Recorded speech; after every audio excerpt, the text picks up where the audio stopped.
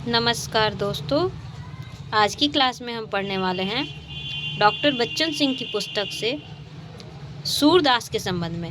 भक्ति काल के कृष्ण भक्ति शाखा के प्रसिद्ध कवि सूरदास के संबंध में जितने भी महत्वपूर्ण तथ्य डॉक्टर बच्चन सिंह ने अपनी पुस्तक हिंदी साहित्य का इतिहास में दिया है, वहाँ से महत्वपूर्ण तथ्यों को पढ़ने का और समझने का प्रयास करेंगे। तो आइए देखते हैं कि बच्चन सिंह ने सूर के संबंध में क्या क्या बातें कही हैं। तो सूरदास के संबंध में जो सामान्य बातें हैं वो ये है कि सूरदास का जो जन्म वर्ष माना जाता है 1778 और मृत्यु वर्ष 1581। सूरदास जो है कृष्ण भक्ति शाखा के प्रतिनिधि कवि कहे जाते हैं और कृष्ण भक्ति काव्य परंपरा के संबंध में बच्चन सिंह का ये कथन है कि संपूर्ण हिंदी साहित्य में कृष्ण भक्ति काव्य परंपरा सबसे लंबी और समृद्ध है। यह 15वीं शताब्दी से आरंभ होकर 20वीं शताब्दी में रत्नाकर के बाद तक चलती रहती है। ठीक है, हम वैसे भी देखते हैं कि आधुनिक काल में भारतेंदु युग, द्विवेदी युग तक भी कृष्ण की रचनाएं मिलती हैं और उसके बाद भी कृष्ण पर आधारित रचनाएं मिलती हैं। ठीक, तो ये कृष्ण काव्य परंपरा हिंदी साहित्य में सबसे लंबी चलने वाली समृद्ध काव्य परंपरा है।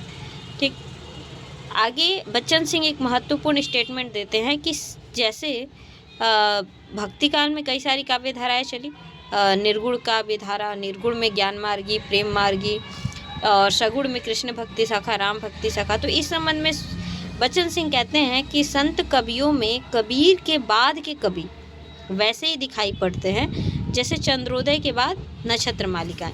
ठीक है, संत कवियों में कबीर के बाद के कवि वैसे ही दिखाई देते हैं जैसे चंद्रोदय के बाद नक्षत्र मालिकाएं। और सूफी कवियों में भी एक ही कवि है जायसी और शेष लकीर के फकीर। राम भक्ति काव्य में तुलसी के बाहर जो कुछ है वह निस्तेज है, निष्प्रभ है। ठीक, और सूर के बारे में शुक्ल जी का क्या कथन है, ये तो बच्चन सिंह का महत्वपूर्ण कथन है। ठीक, तो यहाँ बच्चन सिंह ये कहना चाहते हैं कि जैसे हमें संत कवियों में और सूफी कवियों में और राम भक्ति कवियों में एक एक ही मुख्य रूप से कवि अपने प्रमुखता से विद्यमान दिखाई देते हैं, लेकिन कृष्ण काव्य का भौगोलिक विस्तार भी बड़ा है और उसमें श्रेष्ठ कवियों की संख्या भी अधिक है। यद्यपि सूरदास उन सब में सर्वश्रेष्ठ कवि हैं, लेकिन ऐसा नहीं है कि सूर के बाद सब कुछ निस्तेज या निष्प्रभ है, बल्कि कृष्ण भक्ति में मीरा, रसखान जैसे बड़े नाम आते हैं और अष्टछाप के कवियों में भी बहुत से नाम आते हैं जो सूर के जितना श्रेष्ठ तो नहीं पर अच्छी रचनाएं किए हैं और आज भी जन सामान्य में उनकी रचनाएं प्रसिद्ध हैं। ठीक, अब सूरदास के संबंध में यहाँ आचार्य रामचंद्र शुक्ल का एक कथन उल्लेखित है। आचार्य रामचंद्र शुक्ल ने लिखा है कि सूर की रचनाएं इतनी प्रगल्भ और काव्यांग पूर्ण हैं कि आगे होने वाले कवियों की उक्तियाँ सूर की जूठन मालूम पड़ती हैं। ठीक है, ये शुक्ल जी का कथन है कि सूर की रचनाएं इतनी प्रगल्भ और काव्यांग पूर्ण हैं कि आगे होने वाले कवियों की उक्तियाँ सूर की जूठी मालूम पड़ती हैं। ठीक, फिर भी हम देखते हैं कि अष्टछाप के कवि हैं या रसखान हैं या मीरा हैं, वो उनकी रचनाएं आज भी काफ़ी प्रसिद्ध हैं जन सामान्य में। तो सूर सर्वश्रेष्ठ कवि हैं, लेकिन कृष्ण भक्ति शाखा में और भी प्रसिद्ध कवि हुए। ठीक है, अब हम सूर पर आते हैं। सूरदास के संबंध में बच्चन सिंह का एक महत्वपूर्ण कथन क्या है कि सूर के पद इतने परिष्कृत और अनुशासनबद्ध हैं कि वे किसी चली आती हुई गीति काव्य परंपरा का, चाहे वो मौलिक ही रही हो, पूर्ण विकास सा प्रतीत होते हैं। ठीक, सूर के पद इतने परिष्कृत और अनुशासनबद्ध हैं कि वे किसी चली आती हुई गीति काव्य परंपरा का, चाहे वो मौखिक ही रही हो, पूर्ण विकास प्रतीत होते हैं। ये महत्वपूर्ण कथन। अब आगे देखते हैं। सूर की रचनाओं के संबंध में यह तथ्य निकल कर आता है कि वैसे तो सूर की 25 कृतियों के पता चले हैं, लेकिन जो उनकी प्रसिद्ध कृतियां हैं उनमें 3 ही रचनाओं की चर्चा की जाती है। वो 3 कौन कौन सी हैं? सूर सरावली, साहित्य लहरी और सूर सागर। ठीक, इसमें भी सूर सरावली और साहित्य लहरी की प्रामाणिकता पर कई विद्वानों के मतभेद हैं। कुछ लोग इसे अप्रामाणिक भी मानते हैं। ठीक, तो जो सूरदास की जो कृति का आधार है वो क्या है? सूर सागर ही एक ऐसा ग्रंथ है जिसके आधार पर उनकी कीर्ति पताका फहरा रही है। किसकी? सूरदास की कीर्ति पताका का एकमात्र आधार ग्रंथ कौन सा है? सूर सागर है। ठीक, अब सूर सागर में जो है पदों की संख्या बताया जाता है कि 1.25 लाख तक पद बताए जाते हैं कि सूर सागर में 1.25 लाख तक पद हैं, परंतु 1.25 लाख पद जो हैं प्राप्त नहीं होते हैं। इसमें नागरी प्रसारणी सभा द्वारा प्रकाशित जो सूर सागर का जो संस्करण है, जो कि नंद दुलारे वाजपेयी द्वारा संपादित है, उसमें लगभग 5000 पद मिलते हैं। ठीक है, जो नागरी प्रसारणी सभा द्वारा प्रकाशित है, नंद दुलारे वाजपेयी द्वारा संपादित है सूर सागर ग्रंथ, उसमें 5000 पद मिलते हैं। ठीक है, सूर सागर में, और इसमें कुल 12 स्कंध है। ठीक, और सूर सागर जो रचना है उसका आधार ग्रंथ क्या है? उसका आधार ग्रंथ है भागवत। ठीक है, श्रीमद् भागवत। श्रीमद् भागवत में भी 12 स्कंध ही हैं, और उसी के आधार पर सूर सागर में भी चूँकि 12 स्कंध है, तो सूर सागर के पदों का भी वर्गीकरण भागवत के आधार पर किया गया है। ठीक है, अब हम देखते हैं कि सूरदास के जन्म के संबंध में महत्वपूर्ण बात क्या है कि सूरदास का जो जन्म है 1478 ईस्वी। ठीक, और जो है मृत्यु वर्ष 1581 वर्ष माना है विद्वानों ने। ठीक, और इनका जो जन्म है दिल्ली के पास सीही नामक ग्राम में माना गया है। ठीक है, दिल्ली के पास सीही नामक ग्राम में इनका जो है जन्म माना गया है। ठीक है, और वे अपने गांव से 400 कोस दूर 400 कोस वो अपने गांव से 4 कोस की दूरी पर तालाब के पास एक पीपल के पेड़ के नीचे 18 वर्षों तक रहे थे। इससे उनकी साधु वृत्ति का पता चलता है। और बाद में वे मथुरा चले गए, और मथुरा में यमुना नदी के गौ घाट पर वे रहने लगे। ठीक है, और वहीं पर इनकी जो मुलाकात होती है, भेंट होती है, वो महाप्रभु वल्लभाचार्य से होती है। ठीक, और तब तक वल्लभाचार्य से भेंट होने तक जो सूरदास हैं वो अपने पदों और संगीत के कारण प्रसिद्ध हो चुके हैं। तो वल्लभाचार्य से जब उनकी भेंट होती है तो वल्लभाचार्य ने उन्हें भजन गाने के लिए कहा, और तब सूर के कंठ से जो भजन फूटा वो कौन सा था? वो कहते हैं, प्रभु हो सब पतितन को टीको, हौ हरि सब पतितन को नायक। ठीक, तो इतना सुनते ही जो वल्लभाचार्य जी हैं वो उन्हें लगभग डांटते हुए कहा कि सूर हैं के घिघियात काहे हो, कछु भगवत लीला वर्णन करो। यानी कि आप ऐसे दीनता के भाव के पद न गाएं, भागवत लीला का वर्णन करें। ठीक, तो सूरदास को भागवत लीला की कोई जानकारी नहीं थी, तो वल्लभाचार्य ने उन्हें दीक्षा दी। वल्लभाचार्य उनके गुरु हुए और उन्होंने भागवत लीला का उनको ज्ञान कराया, और तब सूर ने अपने पदों में भागवत लीला का वर्णन प्रारंभ किया, और भागवत लीला के पद जो हैं उनके कंठ से स्वतः ही फूट पड़े। ठीक है, वल्लभाचार्य ने उन्हें श्रीनाथ मंदिर के कीर्तन मंडली का भार उन्हें सौंप दिया, और इस प्रकार सूर को एक नई स्फूर्ति और एक नई जीवन लीला मिली, एक नया जीवन मिला, और वे नए नए पदों की रचना करने लगे जो भागवत लीला से संबंधित थे। ठीक, अब देखिए, सूर जन्मांध थे या नहीं थे, यह भी एक विवाद है। ऐसा माना जाता है सूरदास अंधे थे, लेकिन वो जन्मांध थे या बाद के समय में जो है अंधे होते हैं, यह बहुत विवादास्पद है। और कुछ लोगों का कहना है कि सूर ने बालक कृष्ण, माँ यशोदा, गोपी ग्वाल की क्रीड़ाओं का जो सूक्ष्म वर्णन अपनी रचना में किया है वह कोई आँख वाला व्यक्ति ही कर सकता है।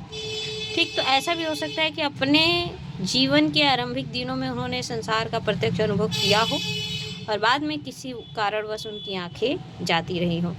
ठीक है, लेकिन इसके संबंध में कुछ भी निश्चयात्मक ढंग से कहा नहीं जा सकता है। अब सूर की जो रचनाएं हैं, ठीक है, तो उसमें किस किस तरह के पद मिलते हैं? सूर सागर में विनय के पद जो हैं उसके प्रथम स्कंद में मिलते हैं। ठीक, तो इन पदों को देखकर यह अनुमान लगता है कि वल्लभ संप्रदाय में दीक्षित होने से पहले, ठीक है, वे विनय के पद जो हैं पहले से ही रचित थे। ठीक, तो उसमें उन्होंने जो है उन पदों में हम ये भी देखते हैं कि सूरदास जो हैं तत्कालीन समय में व्याप्त जो निर्गुण भक्ति था उसका प्रभाव उस पर था। ऐसा भी नहीं है कि सूरदास उससे प्रभावित नहीं हुए। सूरदास निर्गुण की उपासना को अस्वीकार नहीं करते हैं, बल्कि सगुण के पक्ष में अपना तर्क देते हैं। और विनय के पदों में यह एक पद आता है कि रूप रेख गुण जाति जुगति बिनु नीरा लंब कित धावे, सब विधि अगम विचार ही ताते सूर सगुन पद पावे, सुर सगुन पद गावे। ठीक, तो इसका मतलब कि निर्गुण को अस्वीकार किए बिना सगुण के पक्ष में सूरदास ने अपने तर्क रखे हैं और सगुण की उपासना की ऊपर बल दिया है। और आगे चल के आगे के स्कंधों में यह बात विशेषतः भ्रमर गीत के प्रसंग में बार बार प्रतिध्वनित होती है। भ्रमर गीत जो है वह निर्गुण पर सगुण का एक तरह से उसमें प्रबल समर्थन दिखाया गया है। ठीक है, सूर सागर के आरंभ के पदों में भगवान के पराक्रम, भक्त वत्सलता, उनके स्वभाव, उनके दीन बंधुता आदि गुणों का जो है उल्लेख मिलता है उनके प्रारंभिक पदों में। ठीक, और सूर दास की जो प्रतिभा का सर्वाधिक उत्कर्ष यहाँ शुक्ल जी बताते हैं, डॉक्टर बच्चन सिंह ने यहाँ बताया है कि वस्तुतः डॉक्टर बच्चन सिंह कहते हैं कि वस्तुतः सूरदास की प्रतिभा का उत्कर्ष सूर सागर के 10वें स्कंध में दिखाई पड़ता है। सूर सागर के 10वें स्कंध में, जिसमें कृष्ण के बाल और यौवन लीलाएं वर्णित हैं। इसमें मुख्य रूप से 5 विषय हैं 10वें स्कंध में। सूर की दृष्टि 5 विषयों पर केंद्रित है: बाल लीला, गोचारण, बंसी वादन, रास और भ्रमर गीत। उसमें भी भ्रमर गीत का प्रसंग सबसे अधिक विस्तृत और मर्म स्पर्शी है। ठीक है, और अब देखते हैं कि बाल लीला के संबंध में क्या है। तो वल्लभाचार्य भी मुख्यतः बाल कृष्ण के उपासक थे और उन्होंने सूरदास और परमानंद दास को बाल कृष्ण संबंधी पद गाने के लिए कहा था। तो सूरदास की रचनाओं में बाल लीला का वर्णन तो बहुत ही उत्तम है। ठीक, तो बच्चन सिंह लिखते हैं कि सूर सागर में बाल लीला का पद संख्या में सबसे अधिक है। संख्या की अधिकता इस तथ्य की सूचक है कि इस लीला में सूर का मन सबसे अधिक रमा है, यानी बाल लीला के वर्णन में सूर का मन सबसे अधिक रमा है। ठीक है, और बल्लभ मत में भी बल्लभ जो संप्रदाय है उसमें भी इसी मत का प्राधान्य है। किसमें? बाल लीला की प्रधानता है और बाल कृष्ण की उपासना होती है। ठीक है, और बाल लीला के प्रति सूरदास का तो अद्भुत आकर्षण है। ठीक, जो हम सूर सागर के पदों में देखते हैं कि बाल लीला जो इसमें वर्णित है उसमें परिजन, पुरजन, गांव, गिराव सभी शामिल है। कृष्ण का जन्म एक ऐतिहासिक घटना है, उसमें अनेक मिथकीय परतों में लिपटी हुई हैं।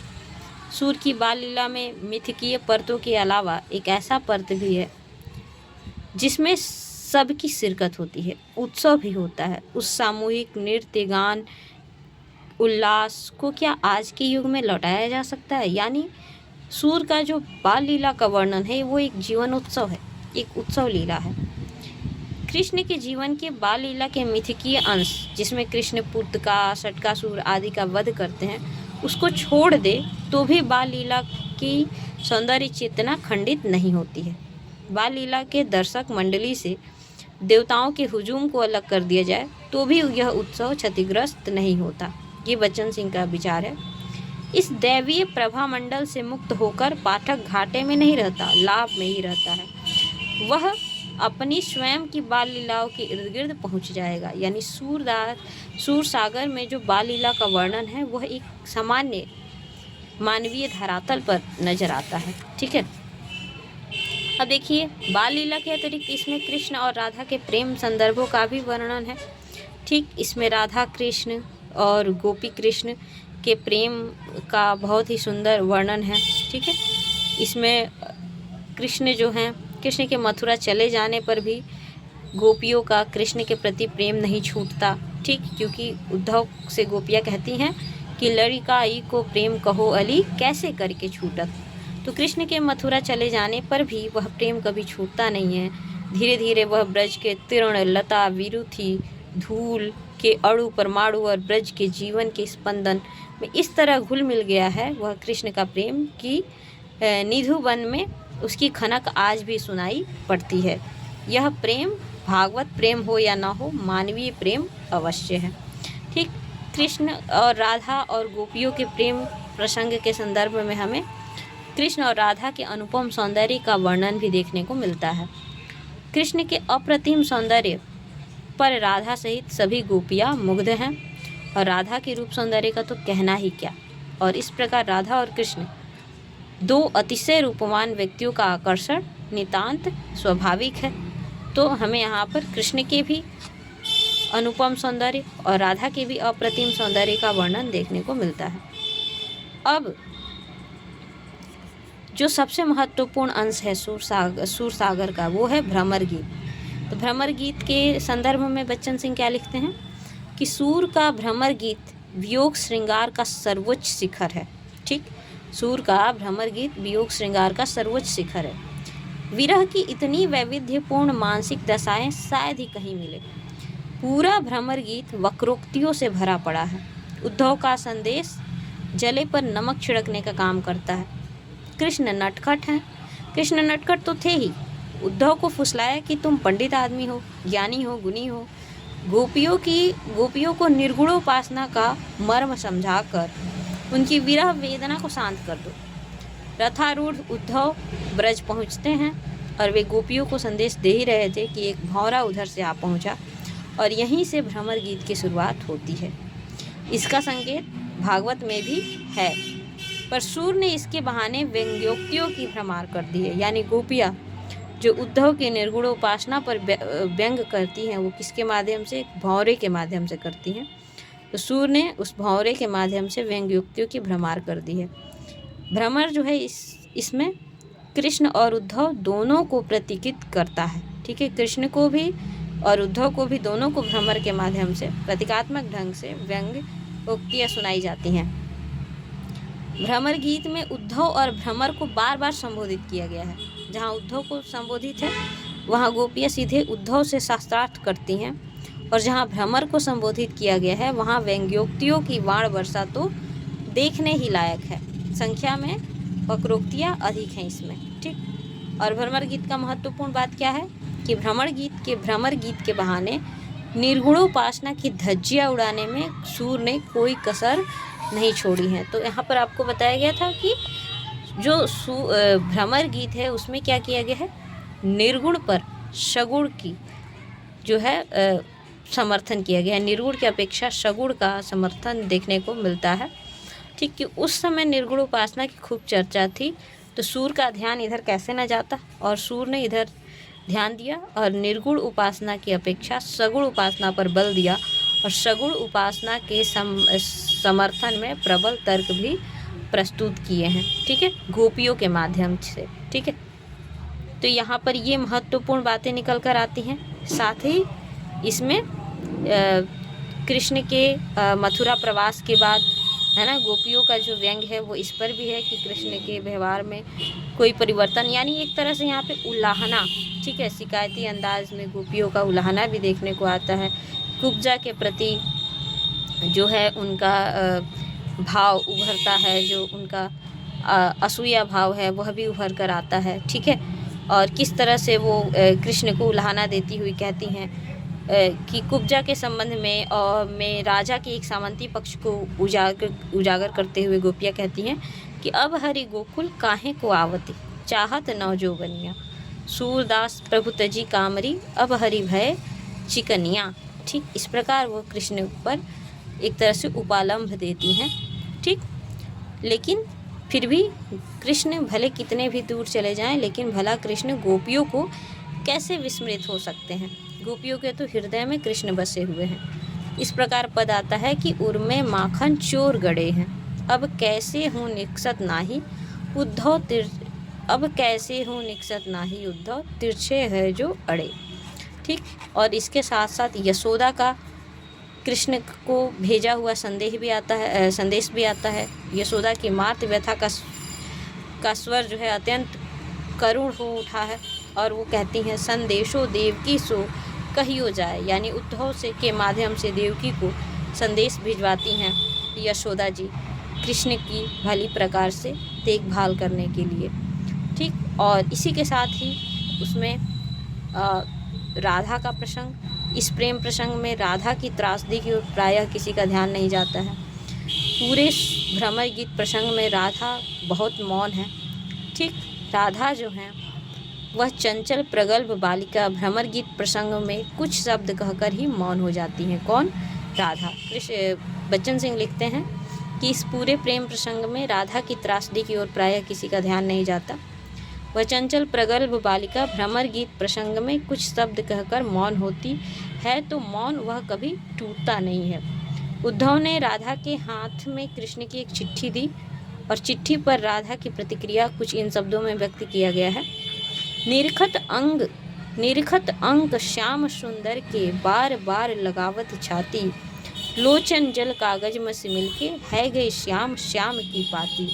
हरि के लाड भनक नहीं काहू निस्दिन सुदिन रास मन माती, प्राणनाथ तुम कबधु मिलोगे सूरदास प्रभु बाल संगाती। ठीक, उद्धव के प्रति, राधा को उद्धव के प्रति ना कोई गिला है, कुब्जा के प्रति भी कोई शिकायत नहीं, कृष्ण को भी कोई उलाहना नहीं। उनके आत्म आलाप में है बाल संघाती प्राणनाथ से मिलने की एक निरी आकांक्षा। एक और गोपियों का मुखर कोलाहल है, व्यंग्यबाण है, तो दूसरी तरफ राधा का मौत की तरह मौन ठंडा सन्नाटा। ठीक, तो इस प्रकार हम देखते हैं सूरदास के पूरे सूर सागर में किन किन चीज़ों का वर्णन मिलता है, आज हमने देखा, और डॉक्टर बच्चन सिंह के उस पर हमने विचार देखे। तो आज हमने इस पुस्तक से सूरदास के संबंधित सभी महत्वपूर्ण पक्षों को और साथ ही डॉक्टर बच्चन सिंह के विचार को हमने पढ़ने का, समझने का कार्य किया है। और इसी प्रकार के महत्वपूर्ण तथ्यों को पढ़ने के लिए चैनल से जुड़े रहें। चैनल को लाइक और सब्सक्राइब करें। धन्यवाद।